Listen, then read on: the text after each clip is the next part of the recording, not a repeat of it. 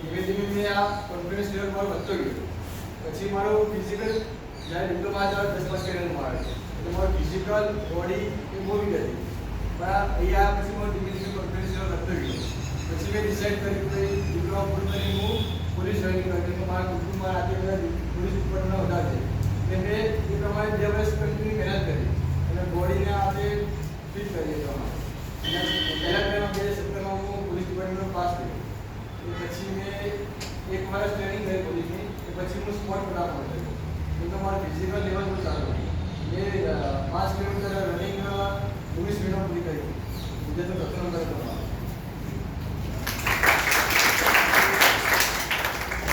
એક વર્ષ હું સ્પોર્ટ ફટામાં લીધું. ત્યારબાદ પછી જતે કમાન્ડોની વેકેન્સી આવી. એ વેકેન્સીમાં મેં સબ ફિઝિકલ કરીને એક્સિડન્ટ આવ્યો. સિલેક્શન થયું જતે કમાન્ડો.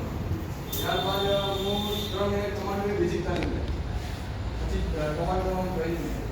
ત્યારબાદ મેં અમારા લાસ્ટ 1 વર્ષથી એનએસજીમાં ટ્રેનિંગ કરી આવ્યો. એનએસજીમાં 45 દિવસ ટ્રેનિંગ કરી. એનએસજી ટ્રેનિંગમાં એટલું ટફ ટ્રેનિંગ હોય કે તમે કન્ટિન્યુ ડેલી ટ્રેનિંગ ચાલુ કરી. રોજ 3 થી 4 કલાક ઊભા મળે. આખો દિવસ ફિઝિકલ તમારે ચાલુ થઈ. ટાયરિંગ ફિઝિકલ રાતે બધું ચાલુ હોય. અને એમાં મિનિમમ રાતે 2 થી 3 કલાક ઊભા મળે. ત્યારબાદ તમે રાતે ઊંઘતા ટાઈમે પેટે પાણી ફરજિયાત પીવા. ફરજિયાત પાણી તમે પીવો એટલે તમારે ઘરે ઊંઘવું પડે. એટલે 3 કલાક ઊંઘી તો કન્ટિન્યુ ના મળે. તમારું બોડી એક પ્રમાણે ગળાતું જાય. તમે જેમ તમારા બોડી તમે જે ટાઈમ આપશો ને એ ટાઈમે તમારું બોડી એ ટાઈમે કરતું રહેશે. એટલે એવું નથી કે આપણે કદાચ વિચારીએ કે 7 કલાક તો ઊંઘ જોવા આવે છે. પણ એવું હોતું નથી. તમે જેમ બોડીને તમે જે ટેવો એ તમારી પડતી જાય.